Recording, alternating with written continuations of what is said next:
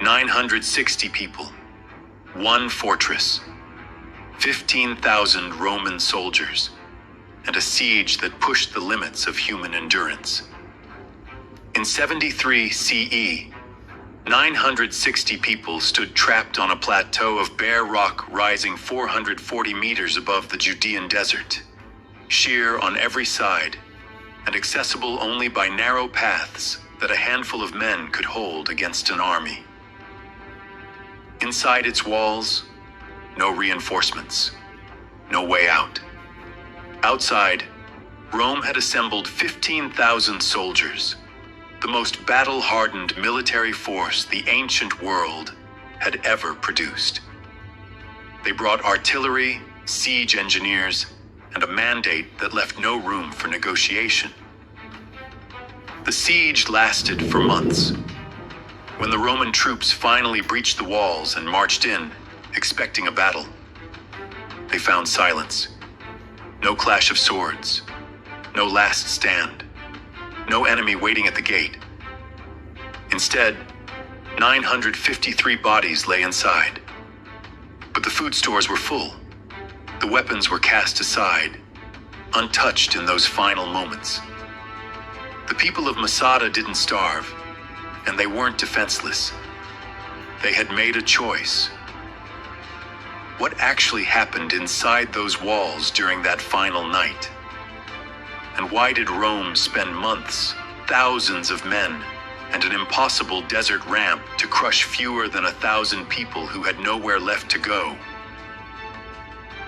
This is the story of Masada, not as a legend, not as a simple tale of heroes and villains, but as one of the most haunting sieges in the history of Rome.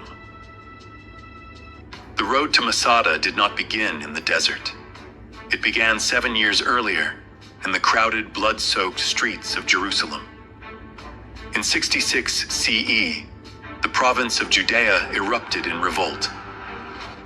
It was not caused by a single event, and it was not led by a single unified command. For decades, resentment had been building under Roman rule. Heavy taxation, corrupt administration, religious insult, and a governing style that many Jews saw as both arrogant and profane. For a population whose identity was inseparable from faith, Roman power was not only political, it reached into the sacred center of Jewish life. The immediate spark came under the Roman procurator Gessius Florus. He seized silver from the temple treasury, claiming it was owed to Rome. When the people of Jerusalem mocked him publicly, Florus answered with violence.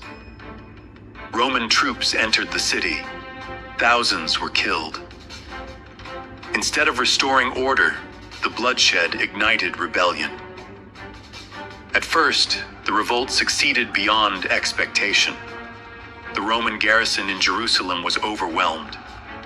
The fortress of Antonia, overlooking the Temple Mount, fell to the rebels. And when Cestius Gallus, the Roman governor of Syria, marched south with the 12th Legion to crush the uprising, he was ambushed at Beth Horon and routed. Thousands of Roman soldiers were lost, along with artillery and the legion's eagle standard. For Rome, this was not merely a defeat, it was humiliation. A Roman legion had been broken in Judea. If that lesson spread across the eastern provinces, the consequences could be dangerous. Rome could not allow the rebellion to appear successful, so the response was overwhelming. Vespasian, one of Rome's most capable commanders, was sent to Judea with 3 legions and auxiliary forces, tens of thousands of soldiers in total. His campaign was methodical. Town by town, region by region, the Roman army advanced through Galilee and Judea, crushing resistance and demonstrating the cost of rebellion. By 70 CE, the war had narrowed to one terrible focus: Jerusalem. Inside the city, the siege was made worse by civil war. Rival Jewish factions fought each other for control of the streets, even as Roman forces closed in from outside. Food was hoarded, stolen, or burned. Civilians starved. Before Rome fully broke the walls, Jerusalem was already being destroyed from within. Three rival leaders, John of Gischala, Simon Bar Giora, and Eleazar ben Simon, controlled different parts of the city. Their struggle for power consumed food, manpower, and morale at the exact moment Jerusalem needed unity most. Titus, Vespasian's son, commanded the final siege. To seal the city, he built a circumvallation wall around Jerusalem, cutting off escape and resupply. Inside, famine became catastrophic. Josephus records people killed for scraps of food, families breaking apart, and the social order collapsing under hunger and fear. In the summer of 70 CE, the Romans broke through. The city fell. The Second Temple burned. The physical and spiritual center of Jewish life, built over centuries, was burned. Whether Titus ordered the fire or failed to stop it remains debated. What is certain is that its destruction changed Jewish history forever. The casualty figures from Jerusalem are disputed. Josephus claimed that more than 1 million people died and nearly 100,000 were taken captive. Modern historians treat those numbers with caution, but even if they were exaggerated, the scale of the catastrophe was immense. For most of Judea, the war was over. What remained was not an organized national resistance. It was scattered, isolated, and running out of places to stand. Masada was one of those places, but Masada had not been seized after Jerusalem fell. It had been taken in 66 CE, at the very beginning of the revolt. The group that captured it was the Sicarii, the most radical faction of the Jewish resistance. Their name came from the Sika, a short curved dagger used in assassinations. They had targeted Romans, collaborators, and political rivals. When the revolt began, they turned from urban terror to physical survival and seized a fortress in the desert. Masada was not a desperate hiding place. It was one of the strongest natural fortresses in the region. The plateau rose above the Judean desert, sheer on nearly every side. Only narrow paths led upward, and those paths could be defended by a handful of men. Long before the revolt, Herod the Great had transformed the site into a fortress palace. Walls, towers, cisterns, storehouses, living quarters, and supplies designed to survive long isolation. Masada was not only hard to attack, it was built to endure. When the Sicarii arrived, they found a position that was almost self-sufficient. The water system functioned. The storehouses could sustain a population. There was shelter for fighters, families, and followers. This was not simply a refuge. It was a prepared stronghold. For years, while the rest of Judea burned, the Sicarii remained there. They were not passive victims of the war. They raided nearby settlements, including the village of Ein Gedi, where Josephus says they killed hundreds of civilians. That act complicates any simple version of the Masada story. The people on the plateau were not pure heroes. They were not innocent symbols untouched by violence. They were part of a brutal civil and imperial war, and they had blood on their own hands. By 72 CE, Jerusalem had fallen. The major rebel strongholds had been crushed. The Sicarii at Masada were the last organized group of Jewish fighters still defying Rome. And Rome, having finished with the rest of Judea, turned its full attention to them. The Roman commander assigned to end the Masada holdout was Lucius Flavius Silva, the new governor of Judea. What he brought with him was not a punitive expedition. It was a deliberate, overwhelming deployment of military resources against a target that, in purely strategic terms, posed no significant threat to Roman control of the region. The fortress held fewer than 1,000 people. It controlled no trade routes, no cities, no supply lines. Its fall would change nothing about the balance of power in Judea. And yet Silva arrived with the Legio Ex Fretensis, the 10th Legion, one of Rome's veteran formations that had participated in the Siege of Jerusalem, supported by auxiliary cohorts and, crucially, by a large number of Jewish prisoners of war pressed into labor. Estimates of the total force vary between 8,000 and 15,000 personnel. The higher figure includes non-combatants and laborers. The core fighting force was almost certainly the legion's 5,000 frontline troops. The Legio Ex Fretensis had its own history in the region.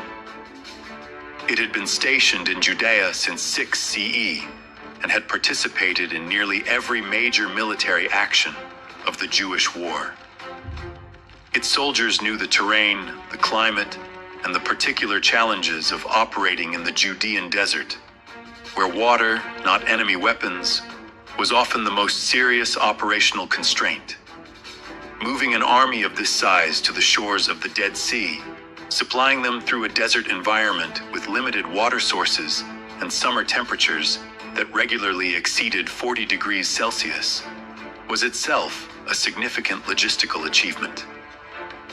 The disproportion was not an accident. Rome had a doctrine, and it applied that doctrine consistently. Resistance to Roman authority had to be seen to end. Not merely suppressed, ended visibly, completely, and in a manner that would be remembered.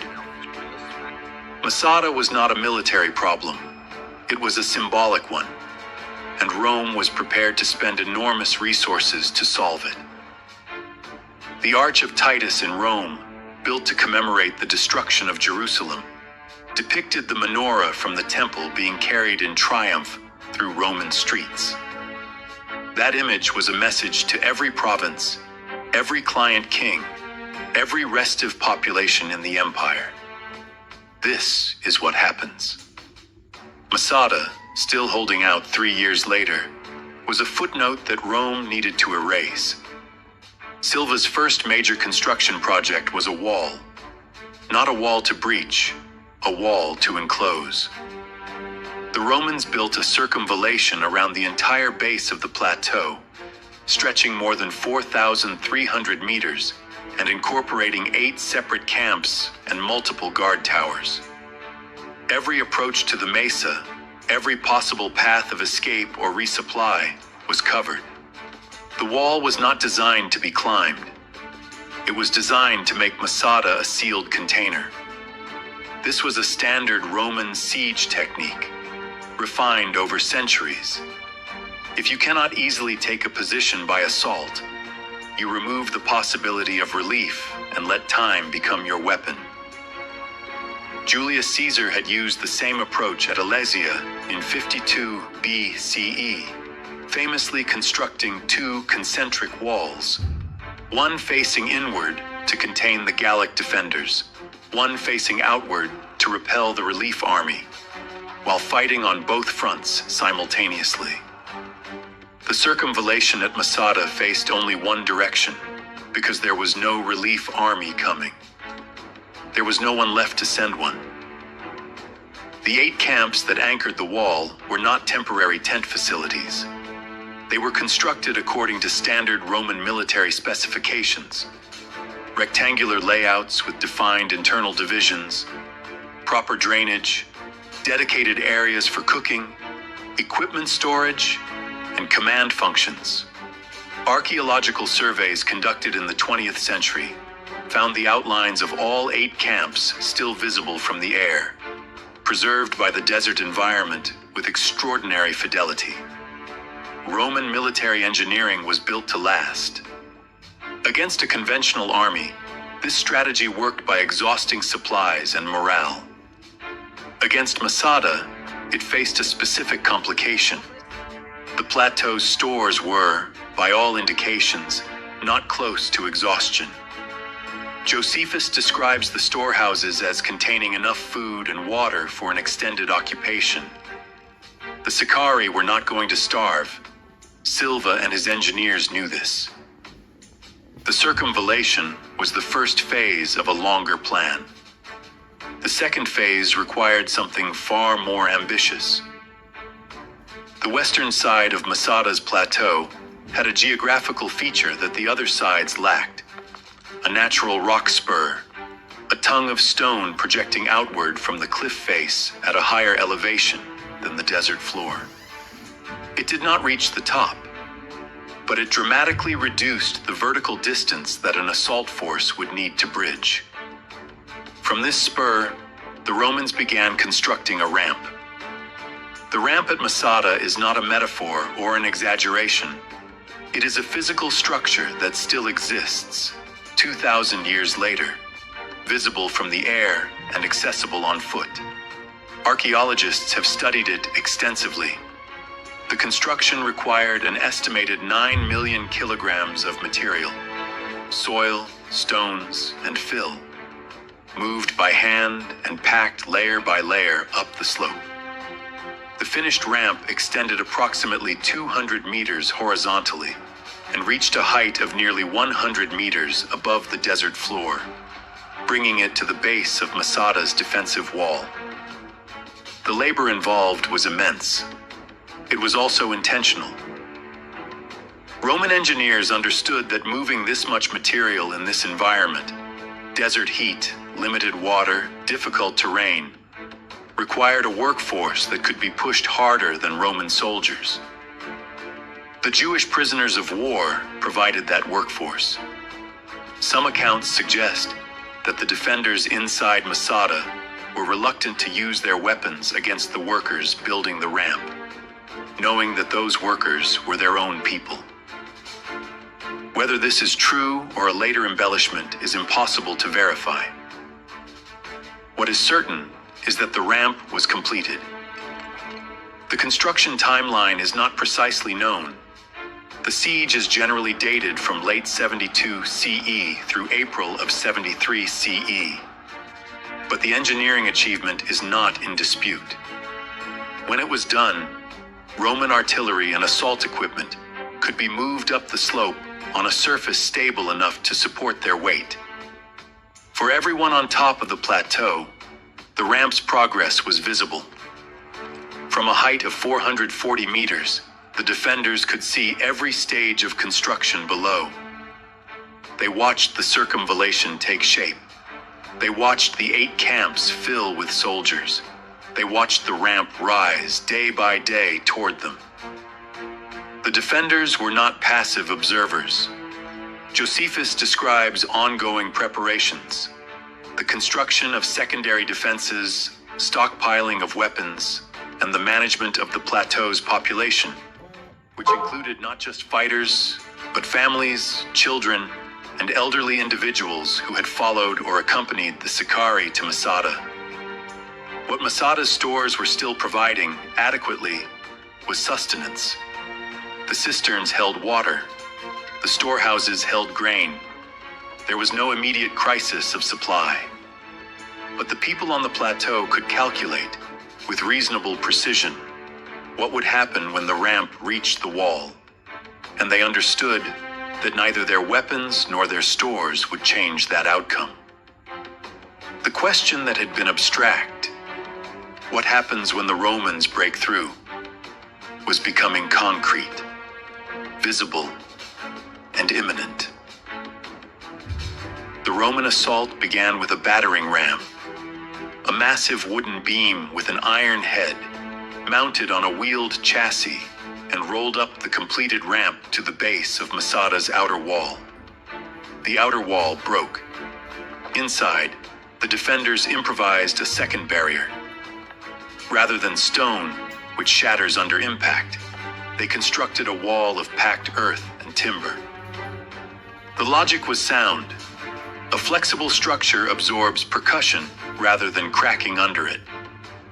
The battering ram struck this second wall, and the impacts dissipated into the fill. The Roman assault crews found themselves working against a surface that refused to fail in the way stone fails. The Roman response was fire. Torches were thrown against the timber facing of the secondary wall. The wood caught. The fire spread. The wall that had been built to survive impact could not survive combustion. By nightfall, Masada's last defensive barrier was burning. Silva ordered the assault suspended until morning. The fire needed to burn down. The troops needed rest. The outcome at this point was not in doubt. Dawn would bring the final push. What happened inside Masada on that night is known only through Josephus. It is worth pausing to note that clearly, because everything that follows depends entirely on the testimony of a man who was not present, writing for an audience that had defeated the people he was describing, drawing on the accounts of the 7 survivors, accounts that were filtered through his own extensive editorial purposes. With that established, according to Josephus, the leader of the Sicarii, a man named Eleazar ben Yair, gathered the inhabitants of Masada and addressed them. Josephus reproduces 2 speeches in his account. Lengthy, rhetorically sophisticated arguments for a course of action that the community would have to choose together. The core of the argument, as Josephus presents it, was this: the Romans would breach the walls at first light. The options were capture, meaning slavery, public execution, or worse, and death on their own terms. Eleazar argued that the second option preserved something the first would destroy: agency, the right to determine the terms of one's own end.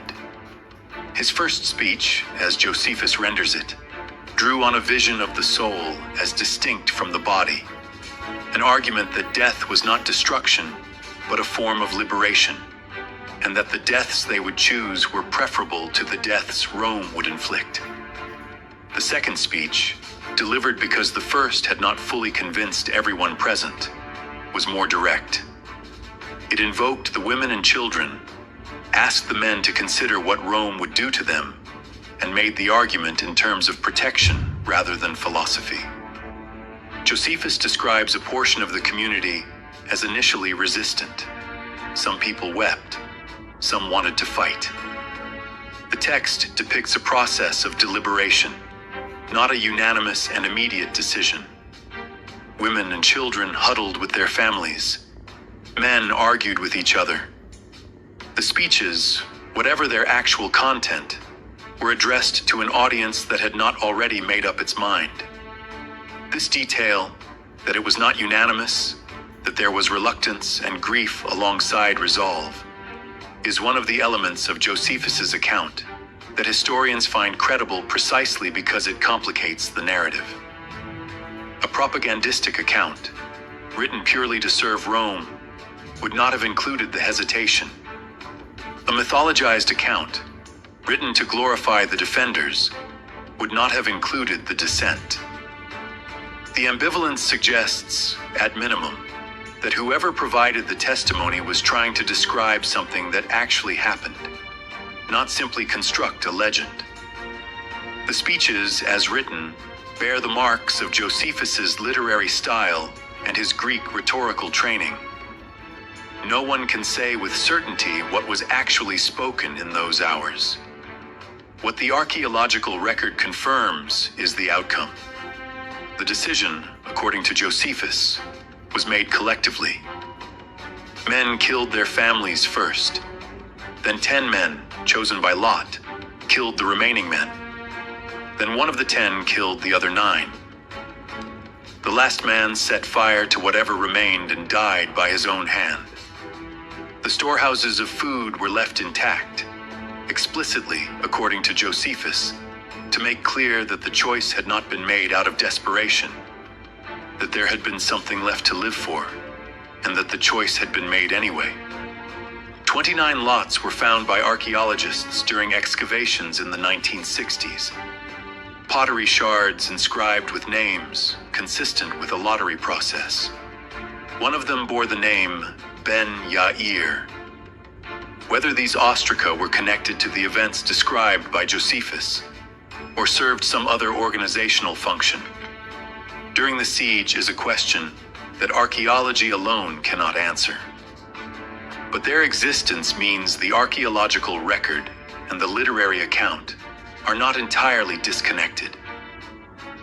In the early morning of what Josephus dates to the 15th of Nisan, Passover, the Roman assault resumed. The troops moved up the ramp. They pushed through the burned remnants of the secondary wall. They entered Masada, and they found silence. 953 people were dead. The storehouses were full. The water cisterns were untouched. Josephus describes the Roman soldiers as not experiencing the satisfaction of conquest, but something closer to unease. A victory that did not feel like one, because there was no enemy left to defeat, no resistance to overcome, nothing to demonstrate Roman power against. The people of Masada had, in the most literal sense, refused to be conquered. The 7 survivors, the 2 women and 5 children who had hidden in a cistern, emerged and explained what had happened. Josephus describes them as telling the Romans everything: the decision, the process, the sequence of events. Their testimony became the source of his account. What those 7 people experienced in those hours, listening from hiding while the events above them unfolded, that is beyond the reach of the historical record. It can be imagined, but it cannot be known.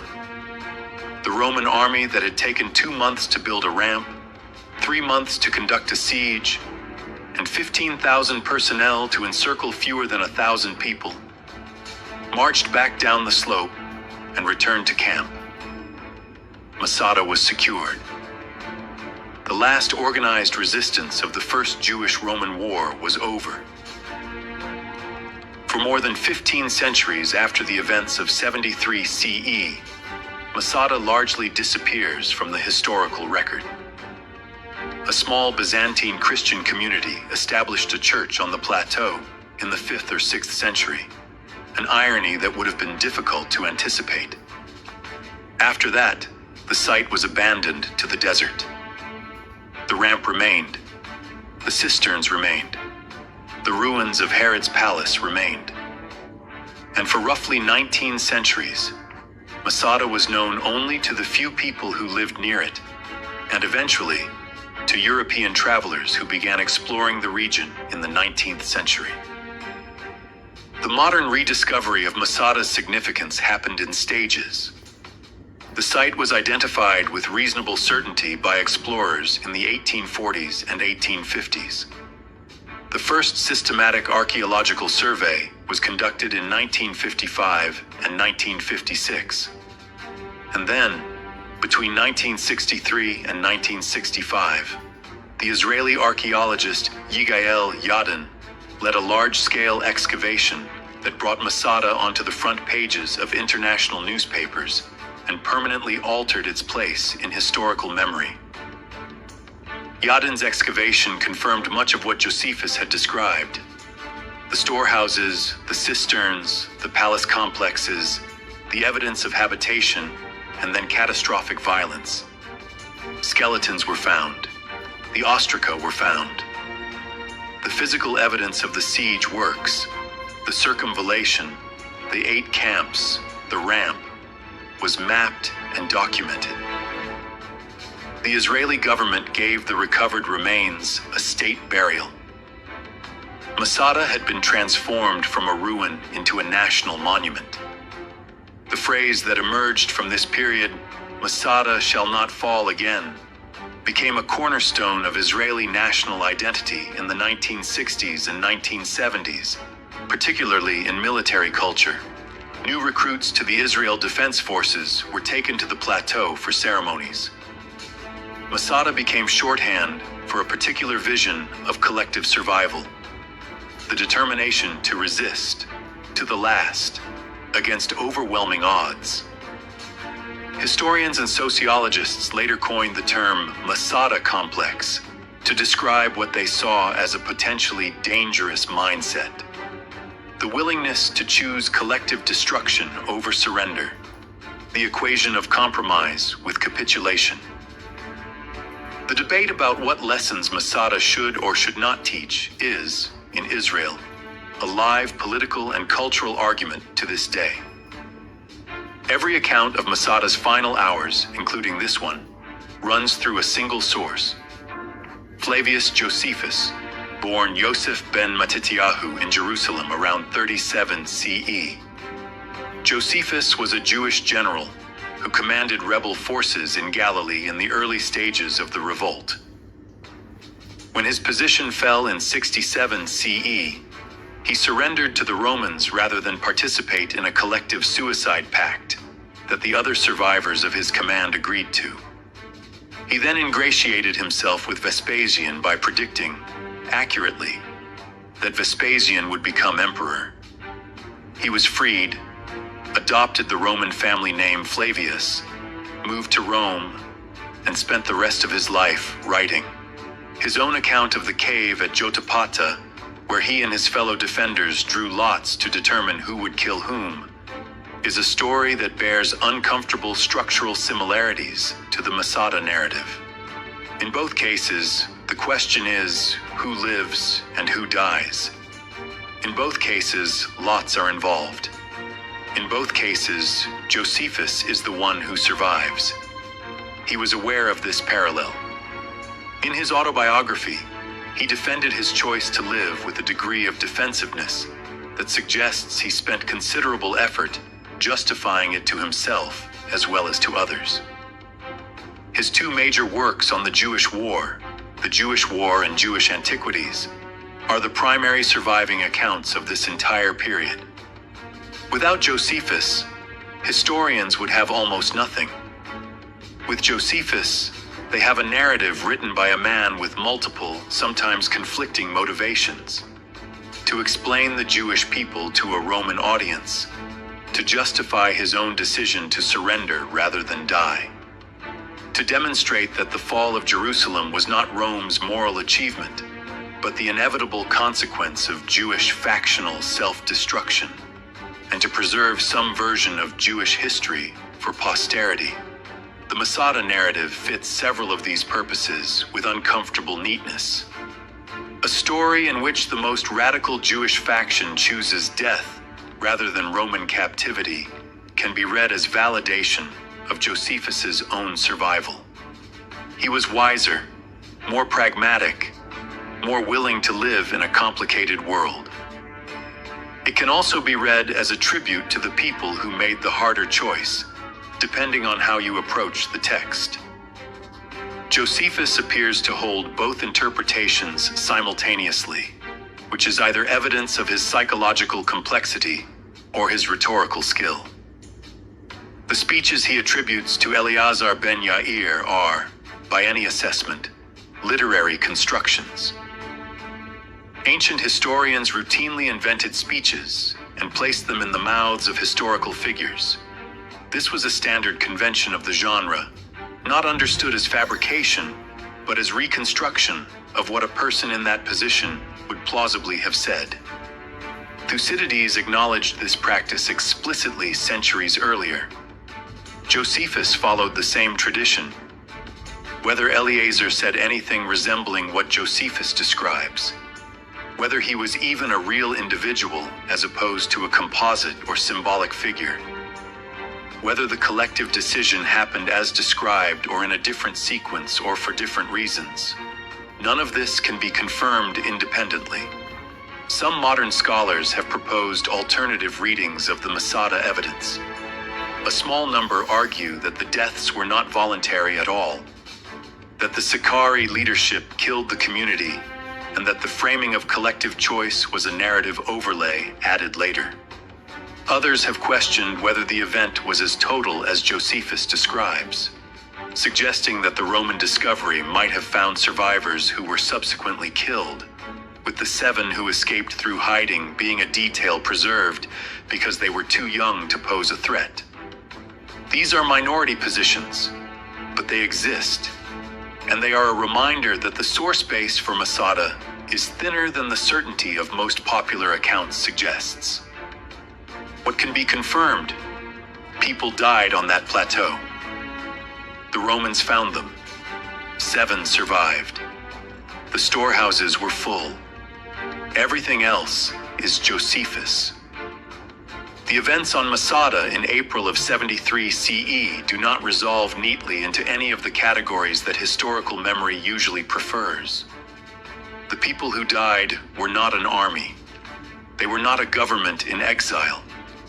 They were a community, fighters and families, adults and children, who had spent years on a plateau in the desert, while the world they came from was destroyed below them. The war they had been part of was over before the siege began.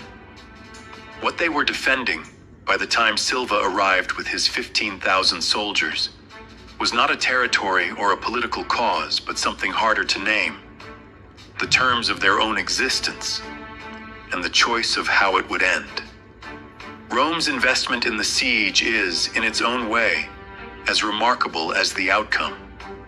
15,000 personnel, months of construction, 9 million kilograms of fill material moved by hand up a desert slope.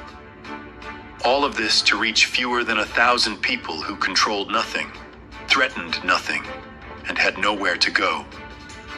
There is a logic to it, and the logic is explicitly symbolic. Rome could not leave Masada standing. Not because the Sicarii posed a military threat, they did not. But because visible, unchallenged resistance, even symbolic resistance, would have meant that the lesson of the Jewish war was incomplete. Empires do not permit exceptions. The circumvallation, the ramp, the assault, they were a statement, not a military necessity. The statement and the response exist in the same space 2,000 years later, and they are still being argued about. What happened at Masada was a siege. What it meant, what it continues to mean, is a question that every generation answers differently. History records the outcome. It does not explain what to do with it. If you enjoyed this documentary, please consider subscribing. More forgotten battles, remarkable sieges, and untold stories from history are still waiting to be uncovered. Thanks for watching, and see you in the next video.